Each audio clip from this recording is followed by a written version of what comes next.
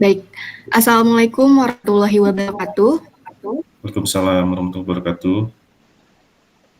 Sebelumnya saya ucapkan terima kasih kepada Bapak Denny selaku Finance Manager dari perusahaan PT Ecolab International Indonesia yang sudah meluangkan waktunya dan juga teman-teman yang sudah ikut di pertemuan online kali ini.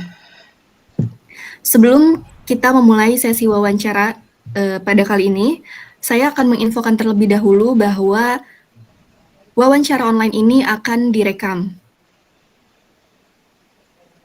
Baik. Selanjutnya, kami akan memperkenalkan diri terlebih dahulu. Kami dari kelompok 2, mata kuliah Perilaku Organisasi Telkom University, dengan saya sendiri, Rafila Zila Hasanuddin, lalu ada rekan saya, Torik Faturrahman, ada Nikomang Anestia, lalu ada Naura, ada Helmi, dan juga yang terakhir ada Rivaldi. Baik, selanjutnya, sebelum saya memulai sesi wawancara ini, kepada Bapak Denny dipersilahkan untuk memperkenalkan diri lebih lanjut. Oke, terima kasih Rafila. Selamat sore adik-adik. Seperti yang tadi disampaikan oleh Rafila, saya Denny Hasanuddin. Saya bekerja di PT Ecolab International Indonesia. Sudah kurang lebih 17 tahun. Posisi sekarang sebagai Finance Accounting Manager, yang lebih spesifik kepada Supply Chain Finance Manager. Oke, kemudian PT Ecolab International Indonesia ini merupakan perusahaan PMA Amerika. Oke, masih bisa dengar Rafila? Masih, aman. Oke, saya lanjut ya. Ini merupakan PMA Amerika. Kantor kita berkedudukan, kantor pusatnya di Pondok Indah Office Tower. Kemudian kita memiliki 2 plant atau 2 pabrik. Pertama di Citerep, kemudian yang kedua di Cikarang.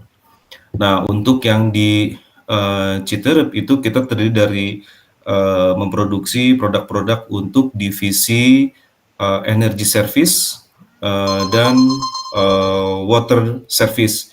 Energy service itu artinya customer kita sendiri adalah produknya, saya ulangi, maaf terlewat tadi, adalah produk chemical, ya, kimia. Customer kita untuk energy service itu adalah Pertamina, kemudian perusahaan-perusahaan Chevron dan sebagainya yang bergerak di bidang penambangan minyak. Kemudian Nolco Water itu customernya seperti PLN, kemudian perusahaan pengolahan kertas dan sebagainya. Kemudian untuk yang di Ecolab Cikarang, kita ada divisi food and beverage dan institusional. Nah, untuk food and beverage, customer kita adalah food industry. Salah satunya contoh yang familiar itu PT Aqua, kemudian cap orang tua dan sebagainya, Wings juga. Kemudian untuk institusional, customer kita itu adalah kebanyakan di hotel, laundry, dan restoran. Yang gampang restoran itu McDonald misalnya, KFC, pizza, dan sebagainya. Oke. Kemudian sebenarnya saya ada beberapa gambar, tapi oke lah, tidak apa mau di-share atau bagaimana? Boleh bisa di-share juga, sudah diizinkan dengan hostnya. Oke, sebentar ya. Present.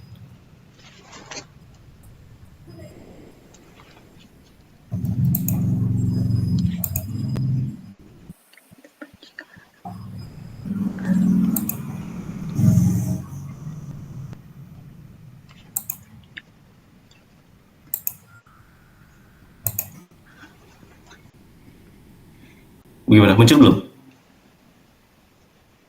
Sudah muncul. Oke.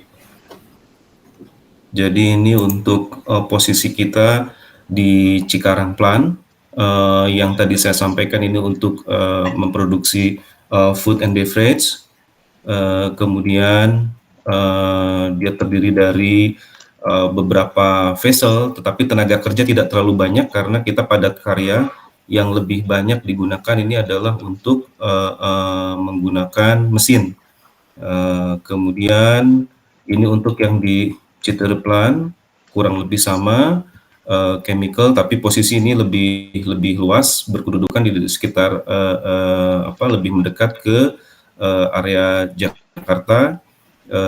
Kemudian ini mapnya. Selanjutnya ini adalah lokasi atau persisnya di daerah Citerep site. Kemudian ini plan kita, ini bagian luar, eksternalnya. Kemudian ini adalah organisasi di supply chain, dipimpin oleh seorang supply chain manager, kemudian memiliki beberapa tim di bawahnya, baik itu logistik, production, dan distribution. Kemudian ini kurang lebih sama ya, lebih spesifik terhadap logistik. Mereka ada bagian yang penempatan barang atau warehouse, kemudian untuk pengiriman barang, distribusi, dan material planning. Kemudian untuk bagian planner ini juga dipimpin langsung report ke supply chain manager. Terdiri dari beberapa planner untuk 2 plan tadi. Kemudian ini adalah visual daripada gedung produksi kita. Kita memiliki sekitar 5 mesin untuk kapasitas produksi di Citerep. Kemudian ini visual dari mesin-mesin produksi kita. Ini untuk mixing atau blending proses produksi chemical. Jam kerja kita jam 8 sampai jam 5, ada juga kedua itu jam 4 sampai jam 12 malam. Kemudian, nah ini sisi lain dari mesin produksi, masih di area satu atap dengan produksi di production floor. Nah ini tim kita kurang lebih sama, tidak terlalu banyak juga di Citerep pun, karena kita padat karya, lebih banyak di produksi menggunakan mesin. Kemudian ini adalah laboratorium kita masing-masing plan memiliki fasilitas laboratorium, baik itu untuk kebutuhan QC produk internal maupun untuk pengiriman sampel-sampel ke vendor. Kemudian ini untuk area maintenance kita di belakang. Jadi untuk perusahaan chemical kita perlu menjaga ekses daripada hasil produksi tidak mencemari lingkungan. Jadi kita memiliki fasilitas water waste treatment plants yang baik untuk mencegah pencemaran terhadap lingkungan. Ini untuk warehousing kita, untuk penempatan barang bahan baku maupun produk jadi. Untuk produk-produk kita sudah mengantongi beberapa sertifikat yang sesuai dengan standar internasional. Untuk yang food and beverage tadi itu sudah halal certification, kemudian untuk ISO, kemudian juga NSF International Certification. Kira-kira seperti itu gambaran dari PT Ecolab International Indonesia. Kembali ke Rafila, silakan.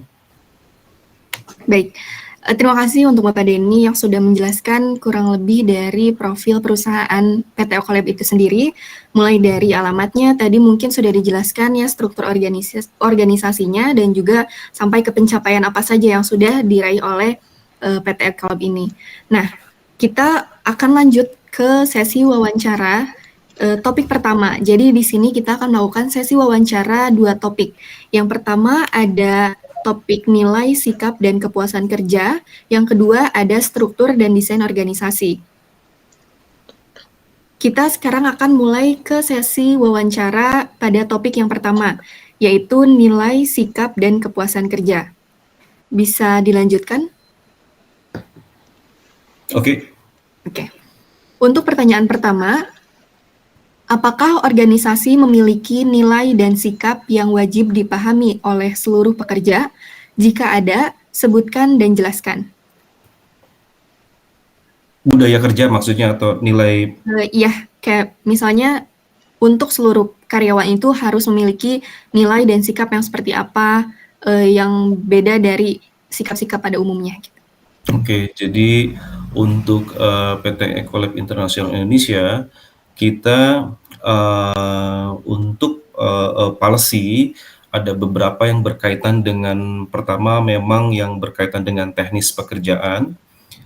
Kita mendapatkan guidance berupa global policy,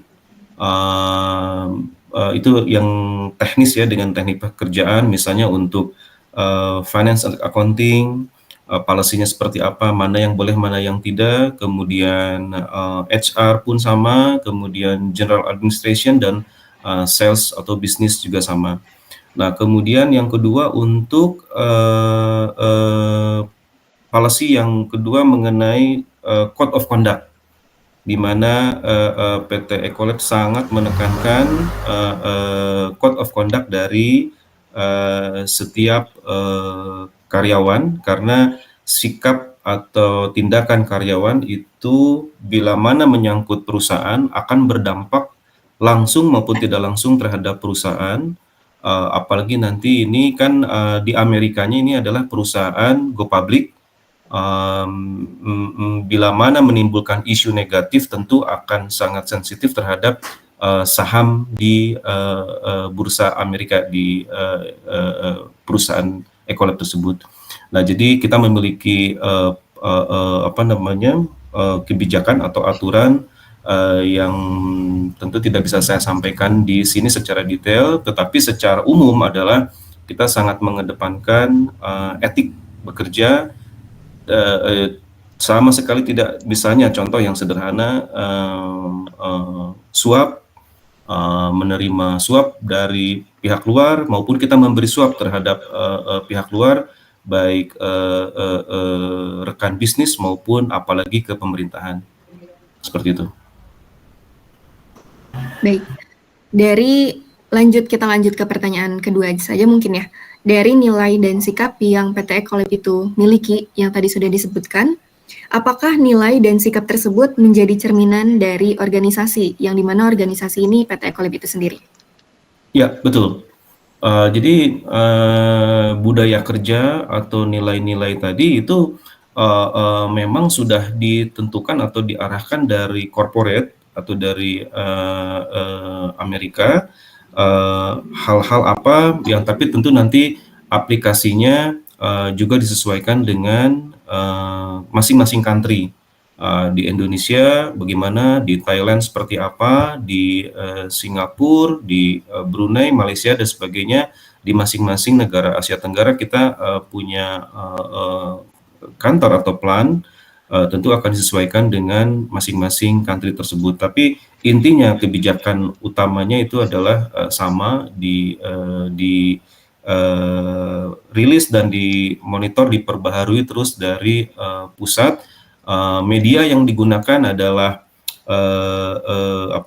kita ada intranet Ecolab policy, di mana masing-masing pegawai itu diminta secara berkala melakukan pengisian atau pelatihan. Bagaimana pelatihan-pelatihan itu yang standarisasi. Umumnya pelatihan itu berupa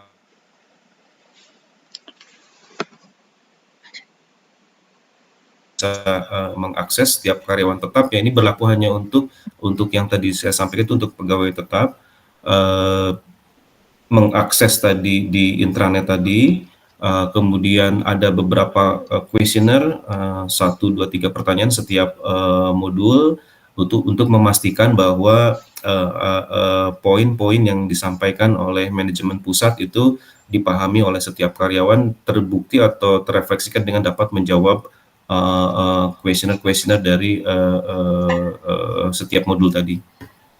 Ya. Baik, untuk yang selanjutnya, jika tadi sudah ada nilai dan sikap ataupun kebijakan yang dibuat oleh perusahaan itu sendiri, Nah, siapa yang dapat merumuskan nilai dan sikap tersebut yang harus dimiliki oleh organisasi? Oke. Seperti yang tadi saya sampaikan bahwa itu dirumuskan langsung dari global. Dirumuskan dari kita ada divisi Code of Conduct, kemudian ada Global Policy dari pusat langsung yang mendistribusikan ke masing-masing country. Kemudian adapun yang bekerja sama di Indonesia itu adalah dengan HR. Tapi HR pun sifatnya hanya perpanjangan tangan untuk memastikan bahwa setiap karyawan sudah membaca aturan atau policy tadi, kemudian sudah memenuhi minimum kriteria, misalnya dari country target dari US misalnya paling tidak 90% karyawan sudah membaca atau sudah memahami. Nah itu dari country itu adalah memberikan apa namanya approach atau reminder ke masing-masing karyawan untuk memenuhi target pencapaian yang membaca policy tadi. Oke. Baik. Pertanyaan selanjutnya, apakah organisasi melakukan survei mengenai kepuasan kerja? Jelaskan alasannya dan manfaat serta kerugian. Oke. Betul. Setiap tahun ada survei, terutama mengenai engagement atau keterlibatan dan kepuasan dari karyawan. Programnya yang saya tahu itu namanya YVM, Your Voice Matter. Nah, jadi Your Voice Matter itu dirilis sekitar tahun 2021 mulainya. Secara resmi itu teknisnya dia menggandeng pihak ketiga. Itu kalau tidak salah namanya HUMU. HUMU itu organisasi survei dari US. Mereka lebih paham mengenai teknis itu. Jadi kita di email masing-masing karyawan, kemudian masuk ke dalam situsnya, kemudian mengisi pertanyaan-pertanyaan yang sifatnya survei, mulai dari kepuasan kerja, lingkungan kerja, atasan, dan sebagainya. Kemudian hasilnya itu akan direkap dan dianalisa oleh HUMU, yang pihak konsultan tadi. Nah, si HUMU konsultan ini yang bertanggung jawab secara teknis, kemudian melaporkan ke pihak manajemen pusat. Kemudian hasilnya nanti akan dianalisa dan dibagikan ke masing-masing country. Informasi tadi itu sifatnya rahasia karena kita tidak memberikan nama atau jabatan, tapi hanya menunjukkan berapa persen jumlah karyawan sudah mengisi. Nah, itu tadi peranan HR merimain kembali untuk kita memenuhi atau melaksanakan pengisian survei tadi. Nah, dari situ manfaatnya adalah, kalau tadi ditanya yang terakhir manfaatnya besar sekali karena memang manajemen PT Ecolab sangat concern peranan dari setiap karyawan, kemudian juga mendengarkan masukan termasuk keluhan.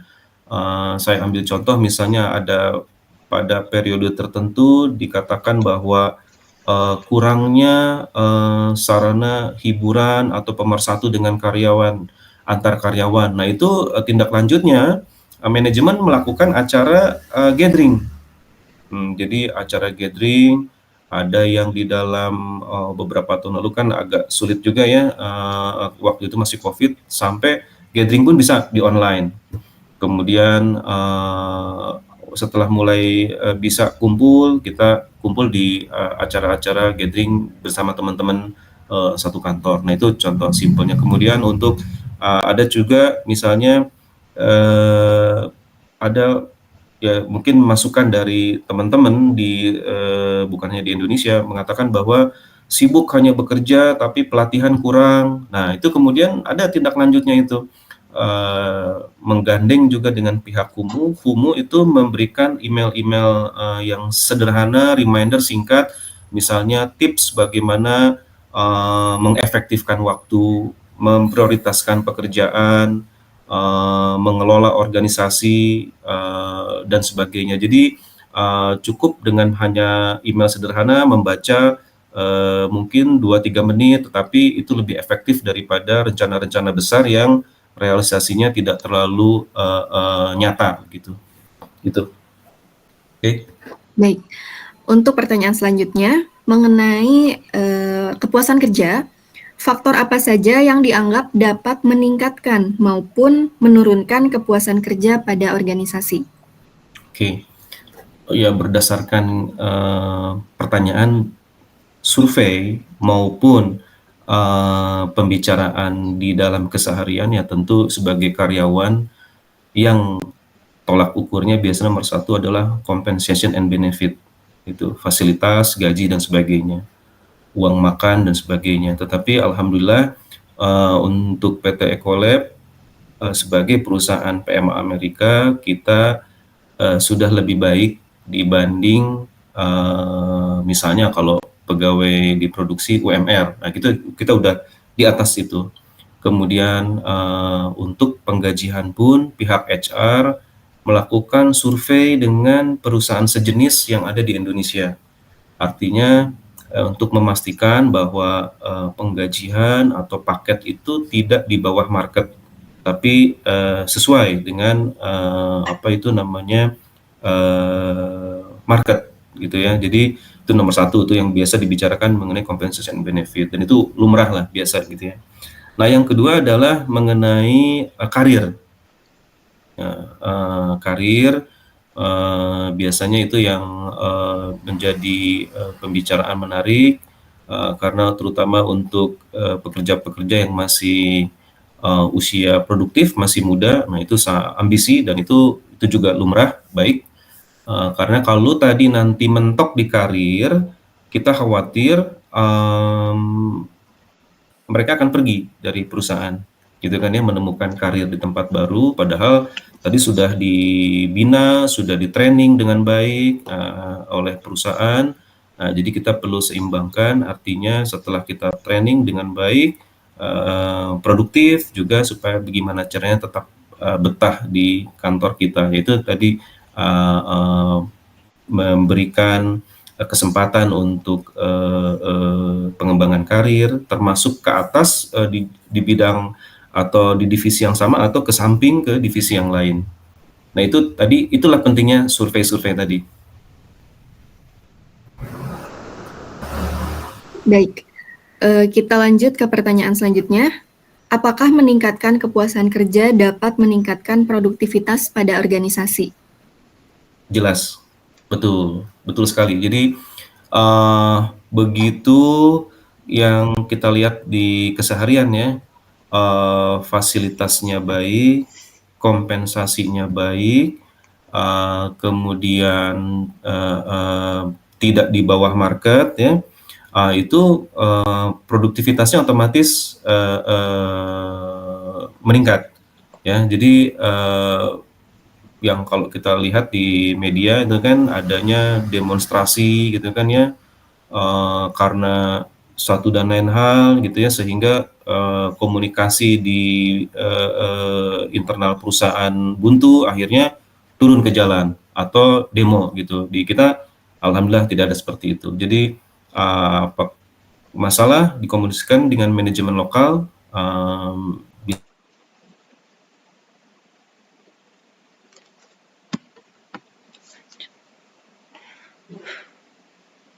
Pertanyaan terakhir di topik 1, apakah pada organisasi terdapat perilaku saling membantu pekerjaan rekan kerja lain tanpa diminta, disertai kerelaan demi mencapai tujuan organisasi atau yang disebut sebagai organizational citizenship behavior? Apakah ini memberikan dampak positif atau negatif? Ya, betul. Itu untuk yang kerja saling membantu dan sebagainya, itu salah satu dari budaya yang ditekankan oleh company ya. Jadi engagement, bersinergi gitu ya. Apalagi sebenarnya kita nih tadi kalau saya bilang ada 2 plan, itu tadinya kita hanya 1 plan. awalnya Ecolab, kemudian merger dengan Nalco. Jadi ibaratnya kayak menikahkan gitu ya, dua karakter yang berbeda. Nah, itu awalnya itu PR tuh. Jadi bagaimana manajemen mensinergikan dua budaya perusahaan yang berbeda, kemudian sekarang sudah bisa standar, distandarisasi menuju Ecolab policy gitu ya, company policy, dan salah satunya itu adalah saling membantu, bersinergi gitu ya, antar divisi. Contoh nyatanya misalnya bila mana kita dengan customer, misalnya dari divisi institusional, kalau tadi saya ambil ilustrasi itu kan berkaitan dengan restoran gitu ya, dengan rumah makan, dalam kesempatan itu kita akan minta juga atau kita sodorkan ke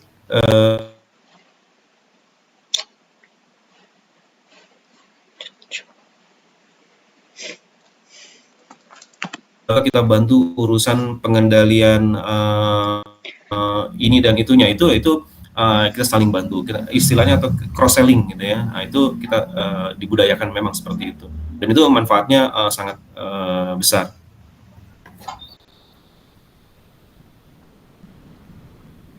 Baik, terima kasih untuk sesi tanya jawab atau wawancara di topik pertama ini sudah selesai dan akan dilanjutkan pada sesi wawancara pada topik yang kedua.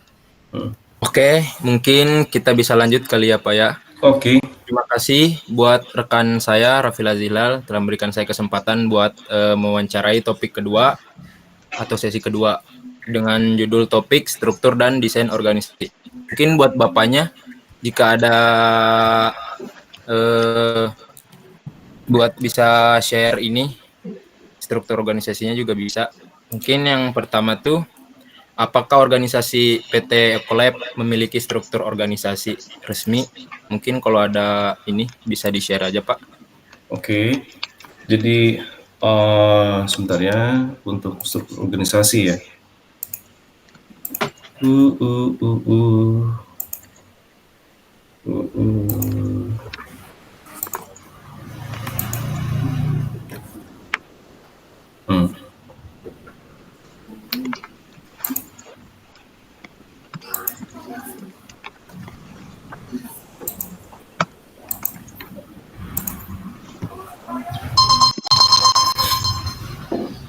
Sudah muncul? Ya, sudah muncul, Pak. Sebenarnya struktur yang official mulai dari di level direksi itu ada, tapi saya tidak siap datanya gambarnya. Yang jelas nomor satu kita sebelum ini, tapi ini belum berkaitan sama screen yang saya share ya. Jadi di struktur yang pertama kita di Indonesia ini ada komisaris, ada presiden komisaris satu. Kalau tidak salah presiden komisaris dan komisaris itu berkedudukan di luar negeri di Singapura. Kemudian direktur ada 3. Nah, tiga direktur ini ada di Indonesia. Yang satu direktur yang menjabat sebagai direktur keuangan. Yang kedua direktur yang menjabat ke arah supply chain. Kemudian ada direktur yang berkaitan sama HR. Nah, yang berikutnya ada market leader. Jadi market leader itu artinya untuk di Indonesia karena pangsa pasarnya besar, bisnis kita besar, maka di Southeast Asia ini kita sebagai market sendiri ya di Indonesia. Misalnya kalau country yang lain digabung, misalnya Singapura dengan Brunei apa dengan Sri Lanka. Nah, itu karena tadi bisnisnya kecil-kecil kemudian digabung market sendiri. Nah, tapi Indonesia bisa sendiri. Nah, itu ada vice president kita, ada country head, market head kita yang langsung membawahi business unit. Nah, sekarang yang saya tunjukkan ini adalah masuk ke struktur business unit. Jadi organisasi kita ini lebih disiapkan untuk pencapaian atau kebutuhan bisnis. Jadi kalau tadi di awal saya bilang kita memiliki beberapa bisnis unit ya. Yang pertama institusional, food and beverage, kemudian Nalco Water dan paper. Oke. Nah, ini adalah yang Nalco Water. Jadi masing-masing dibuat sesuai kebutuhan bisnis karena memang penekanannya adalah untuk pencapaian bisnis organisasi dalam membentuk atau menyusun struktur ini atas kebutuhan tadi menjawab kebutuhan bisnis dengan customer ya. Jadi contoh ini ada Nalco Water Indonesia, ini ada leadernya 1 orang, kemudian ada sekretarisnya, dia membawahi 5 sub bisnisnya, ada yang berkaitan sama marketing, kemudian water service lead, kemudian paper service, corporate account dan new project. Nah, kemudian sebagai contoh di sini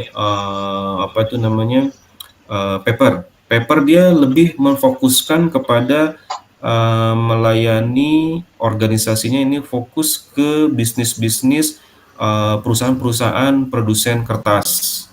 Ada APP di Serang, Perawang ya, di Jambi dan sebagainya. Untuk nasional ini dia difokuskan oleh paper. Kemudian water service, ini untuk yang berkaitan sama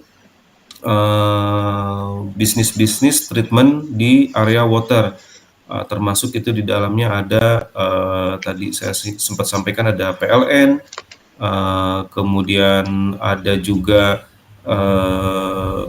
downstream itu perusahaan-perusahaan yang penambangan ya, di dalamnya ada Pertamina dan sebagainya. Nah itu jadi ini yang bisa saya sampaikan, organisasi kita mengikut lebih banyak kepada kebutuhan bisnis.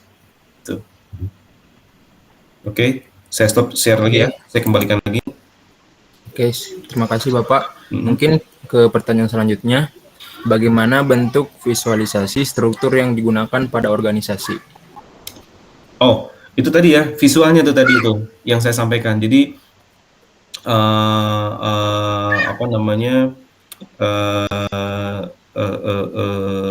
ini saya kasih contoh lagi kalau tadi kan berkaitan sama bisnis, sekarang berkaitan dengan di plant atau di pabrik kita.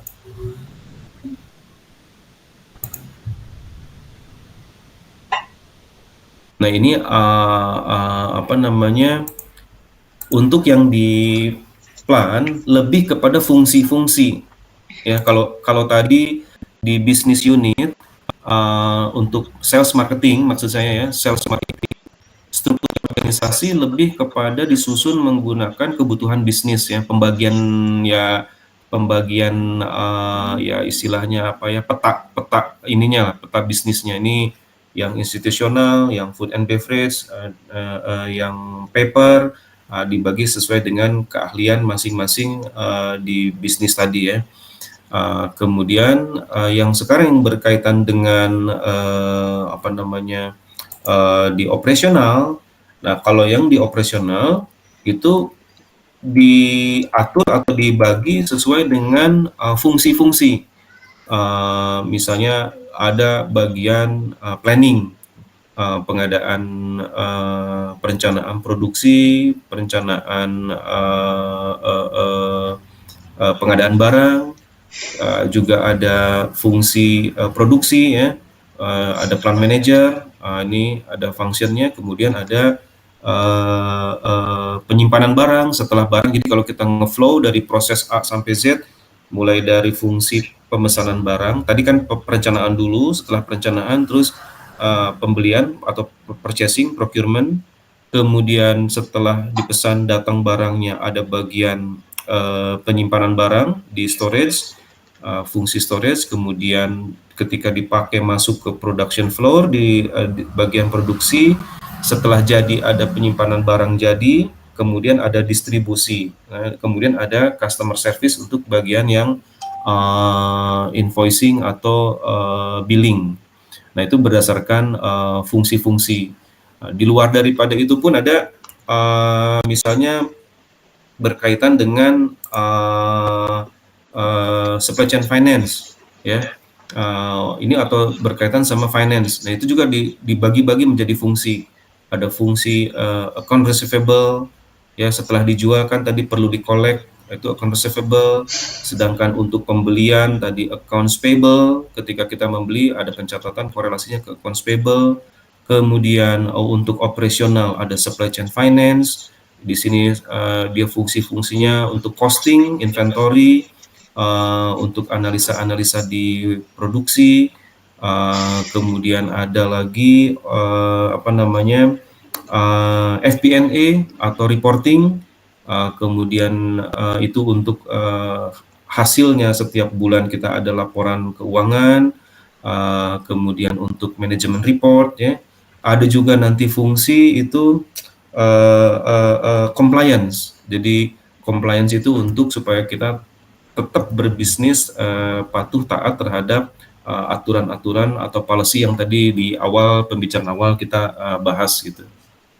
Nah, itu jadi perpaduan bagaimana menyusun visual hasil visualnya menunjukkan perpaduan penstrukturan penyusunan organisasi, ya. Ada yang bisnis menggunakan kebutuhan bisnis tadi, operasional berdasarkan function atau fungsi-fungsi dari unit-unit tadi.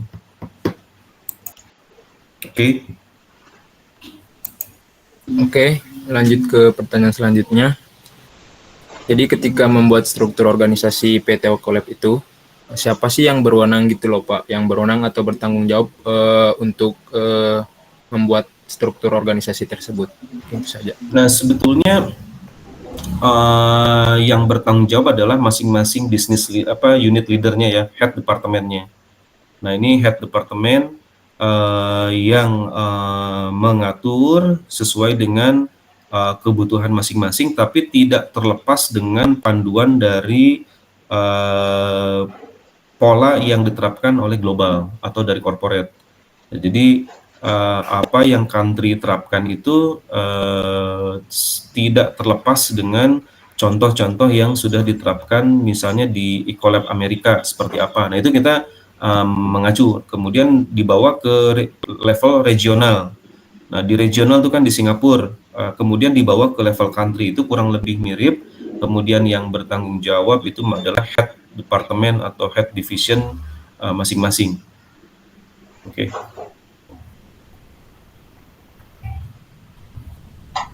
Oke, selanjutnya bagaimana langkah-langkah dalam membuat struktur organisasi PT Ecolab tersebut, Bapak? Terima kasih. Nah, itu sebenarnya tadi sudah sempat secara tidak langsung saya sampaikan juga. Langkah-langkahnya adalah tentu melihat berdasarkan aktual operasional yang paling efektif, efisien seperti apa. Artinya tentu organisasi kita tidak bisa terlalu besar, ya sesuai kebutuhan aja, sesuai kebutuhan, bahkan boleh jadi kita akan pilih yang paling efisien, ya. Jadi kebutuhan yang paling efisien artinya kalau karena memang dari company sendiri itu dibatasi mengenai headcount. Headcount itu artinya jumlah tenaga kerja tetap gitu, ya. Artinya kalau dari sisi jumlah headcount itu sudah tidak bisa ditambah lagi sementara kita masih membutuhkan, maka nanti ada yang kita sebut itu adalah tenaga kerja outsourcing. Itu tidak nampak di dalam organisasi, tetapi faktanya itu membantu bekerja dan itu sejalan dengan atau tidak bertentangan dengan Undang-Undang Tenaga Kerja. Artinya kita bisa menggunakan yang sifatnya teknis operasional itu menggunakan tenaga kerja outsourcing. Ya.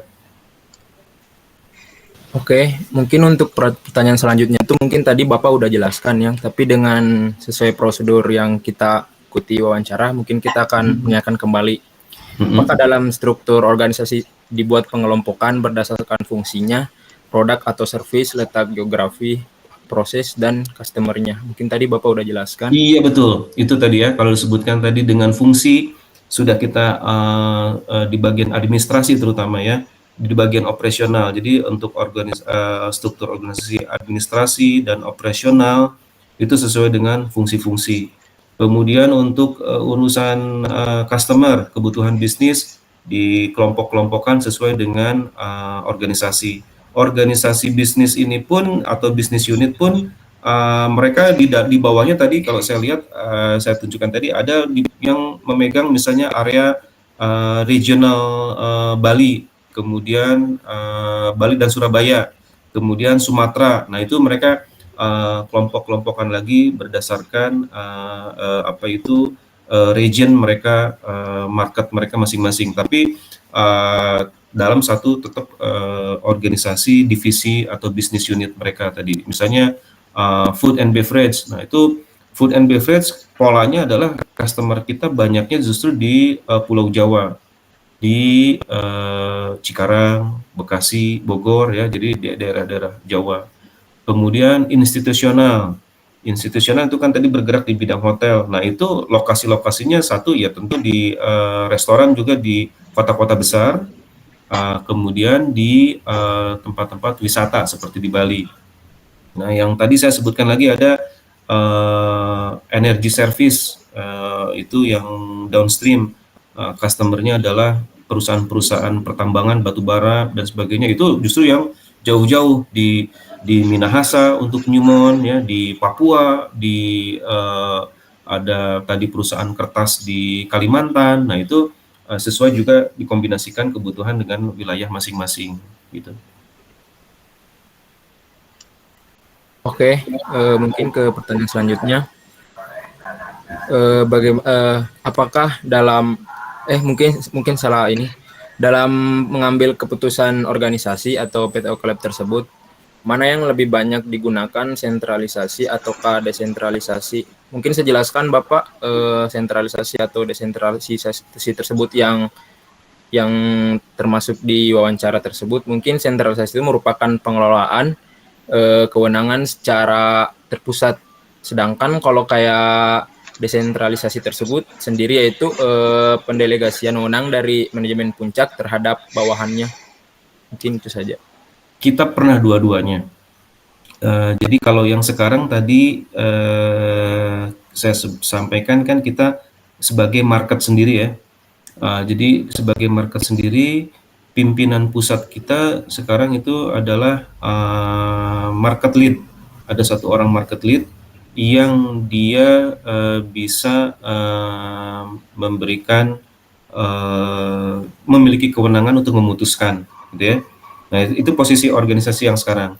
Tapi sebelumnya kita pernah juga bukan market, tapi masuk ke dalam bagian daripada market yang lain. Jadi organisasi itu penentu keputusannya bukan di country, bukan di Indonesia, tapi ada di regional. Itu pernah kita juga alami seperti itu. Jadi tim contoh lah, tim finance, ada controller, country controller sebagai pemimpin tertinggi di finance, itu dia punya alur organisasi report lagi ke Southeast Asia controller. Nah, jadi untuk keputusan tadi itu yang berwenang itu justru di Southeast Asia. Kalau misalnya contohnya melakukan transaksi tanda tangan dan sebagainya, nggak cukup di situ, dia naik lagi ke Asia Pasifik. Nah, Asia Pasifik naik lagi ke sampai ke global. Nah, itu strukturnya adalah fungsi accounting ke atas. Kemudian begitu juga tadi bisnis institusional, dia sales manajernya dia reportnya bukan yang di country tapi ke Southeast Asia. Southeast Asia itu yang menentukan target penjualan, memutuskan untuk apakah bisa bernegosiasi, memberikan diskon dan sebagainya, itu pada level-level tertentu berkait langsung ke Southeast Asia. Tapi itu pernah, tapi sekarang kita sudah berubah. Posisi kita sesuai dengan kebutuhan, dengan strategi bisnis yang diterapkan sekarang adalah leadernya di Indonesia, masing-masing unit termasuk accounting reportnya ke country head tadi. Ya, jadi kita pernah dua-duanya itu pernah kita alamin. Tentu setiap perusahaan dia akan menentukan bagaimana bentuk yang paling pas itu sesuai dengan kebutuhan masing-masing pada eranya tertentu itu. Oke, terima kasih Bapak. Untuk pertanyaan selanjutnya, dalam penerapan aturan berdasarkan struktur organisasi, apakah perilaku dalam bekerja mengarah pada formalitas tinggi atau mungkin banyak aturan dan memiliki prosedur yang harus diikuti, atau formalitas rendah, tidak memiliki prosedur dan pekerja dapat melakukan improvisasi? Itu saja Bapak. Iya, untuk hal yang prinsip itu kita tetap berpegang pada SOP, ya. Jadi policy terapi global itu secara berkala akan diaudit oleh tim internal audit. Nah, jadi itu nomor satu dulu fondasinya. Jadi setiap kita melakukan treatment pekerjaan, apakah sesuai dengan policy? Begitu tidak sesuai, kita tinggalkan atau kita melihat manfaatnya, konsultasi dulu ke tim legal atau ke internal audit. Boleh nggak seperti ini? Apakah diperbolehkan? Jadi kita nggak langsung melihat misalnya ini oke lah. Contoh misalnya kita bahan baku import dari luar negeri. Kemudian ada proses nih untuk proses clearance, kira-kira misalnya 3 hari kerja. Karena kita butuh, customer juga ini customer penting, akhirnya misalnya, ini ilustrasi aja, ngasih uang ke pegawai bea cukai, Pak, tolong 1 hari keluar ya Pak, bisa ditarik. Nah itu kalau tadinya kan niatnya baik, supaya cepat dapat barang bahan baku, diproduksi dan dijual ke customer. Tapi dari sisi policy itu keliru. Kita melakukan penyuapan. Nah, itu enggak boleh. Artinya jadi ada fleksibilitas yang sifatnya melakukan improvement itu oke. Tapi bila mana melanggar aturan policy tidak dibenarkan sama sekali. Itu budaya ecolab. Jadi ada batasan yang kita tetap harus pegang, yang prinsip sesuai dengan policy. Tidak bisa tidak, ada juga yang bisa kita improve.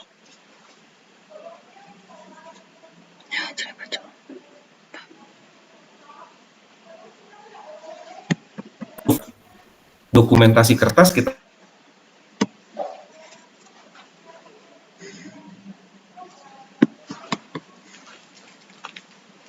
kemudian global memperbolehkan menggunakan digital signature. Oke. Nah, itu kan satu terobosan. Artinya siapapun di mana bisa melakukan approval. Jadi tidak menghambat. Nah, itu satu menggunakan improvisasi seperti tadi. Begitu juga seperti sekarang.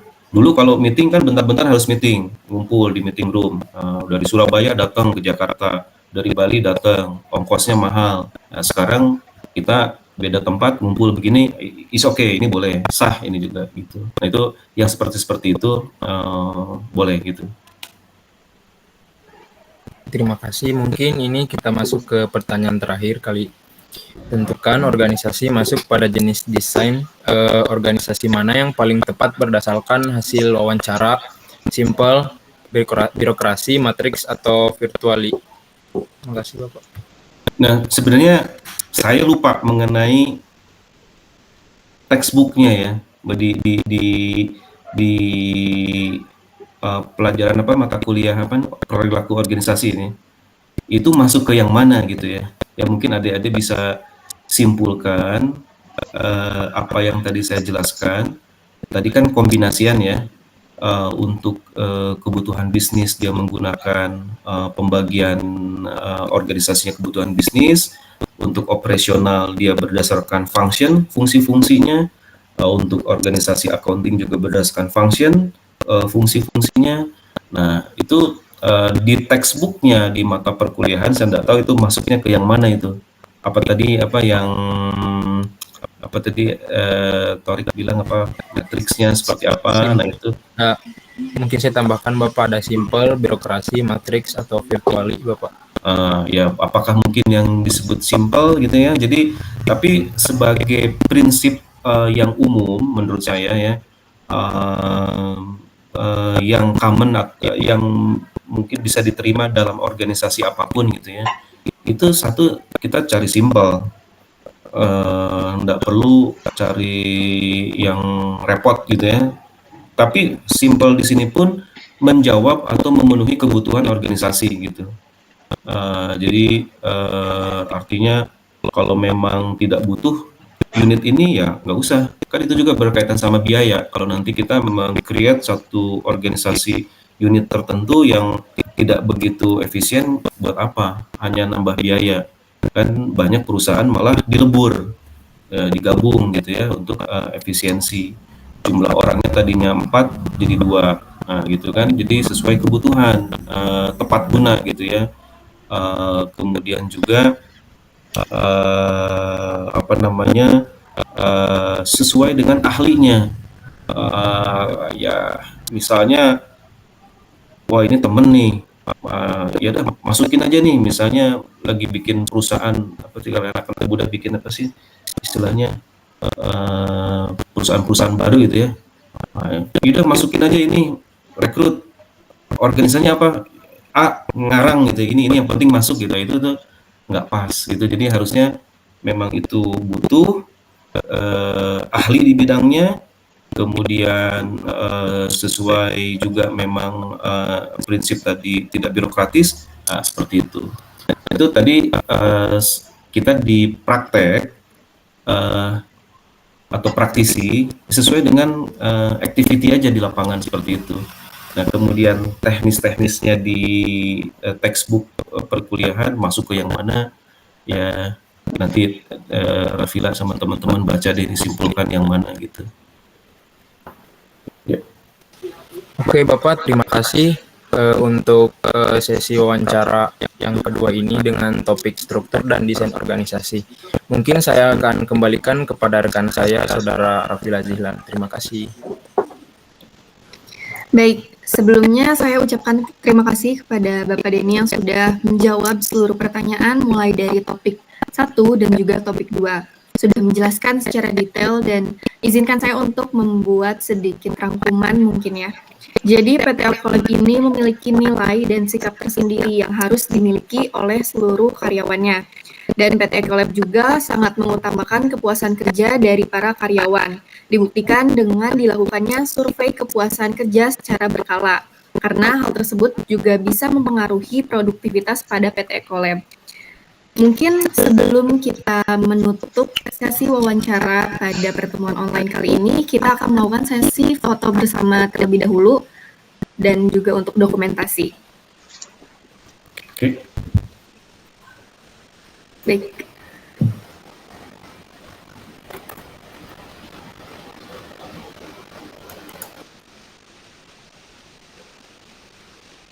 Sudah? Bentar.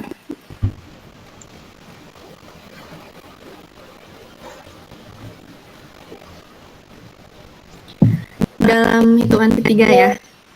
1, 2, 3. Sekali lagi. 1, 2. Baik, sudah. Oke. Gimana? Untuk dari kita sendiri sudah selesai sesi wawancaranya dan mungkin bisa ada yang ingin Bapak sampaikan? Kalau sebelum saya tutup, mungkin dari Komang, Anastasia, Rivaldi, Naura, sama Helmi, ada yang ingin sampaikan atau ditanyakan dulu untuk memperjelas tadi yang saya sampaikan? Kalau dari saya sendiri Om, udah cukup Om. Oke ya. Oke, dari yang lain?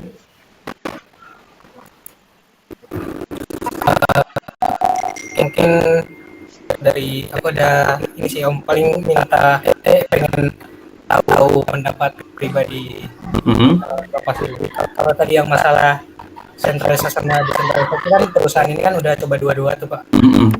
Mhm. Kayak aku pengen kalau misalnya sudut pandang Bapak dari point of view sentralisasi atau desentralisasi lebih bagusan mana untuk sebuah organisasi?